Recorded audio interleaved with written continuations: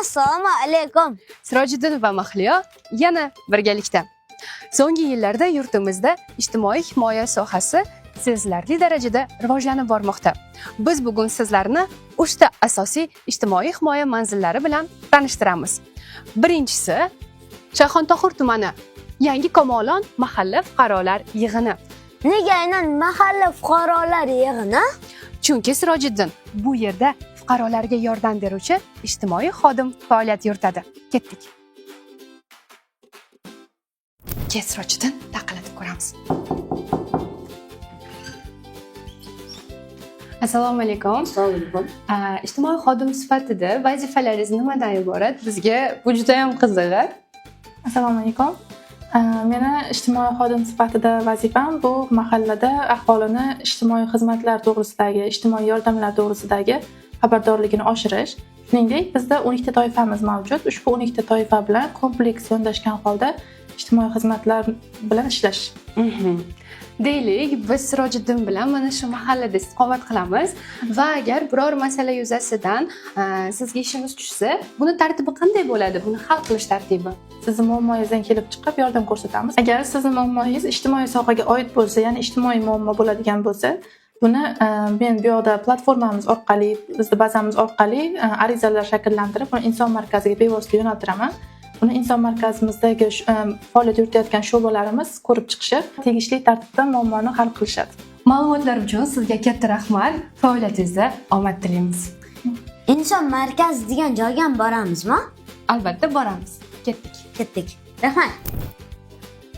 Bizda ikkinchi manzil.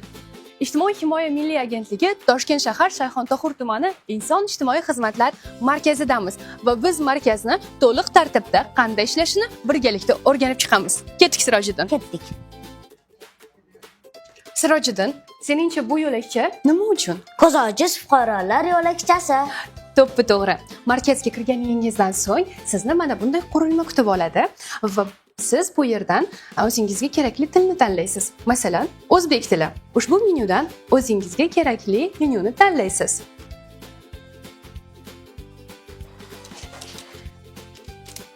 Va talonni olib, operator tomon yo'l olasiz. Ketdik.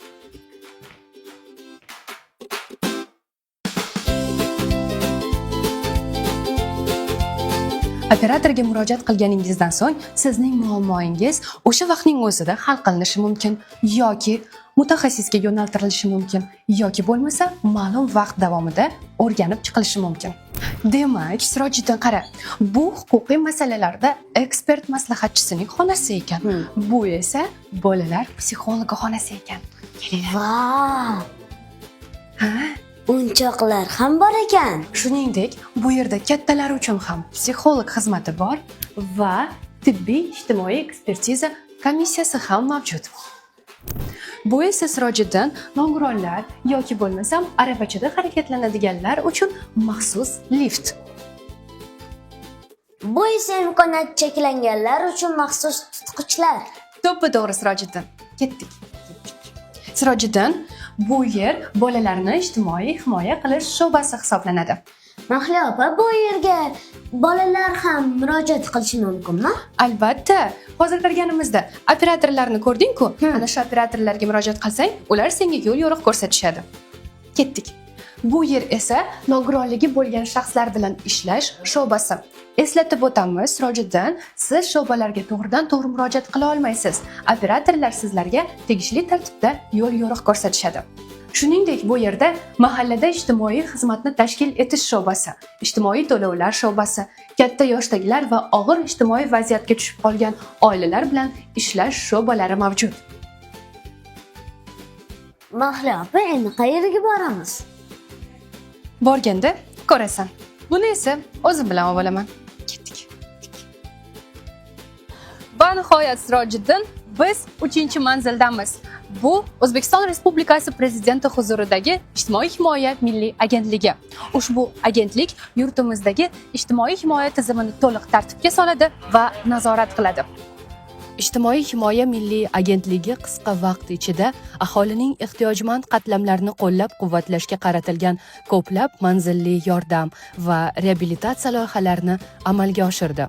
Shuningdek, agentlik media yo'nalishida ham faol bo'lib, nogironligi bo'lgan shaxslar, bolalar himoyasi va ijtimoiy adolat mavzularidagi ta'sirchan videoroliklari bilan keng jamoatchilik e'tiborini qozondi. Agentlik faoliyatini kuzatib, ularning ishlari qanchalik xayrli va murakkab ekanligiga yana bir bor amin bo'ldik. Ijtimoiy himoya xodimlariga kuch-quvvat va omadlar tilab qolamiz. Yurtimizda ijtimoiy himoyaga muhtoj fuqarolar davlat tomonidan himoya qilinadi. Sirojiddin, senga hammasi tushunarli bo'ldimi? Tushunarli bo'ldi. Unday bo'lsa, keyingi manzillarda ko'rishguncha, Xayr!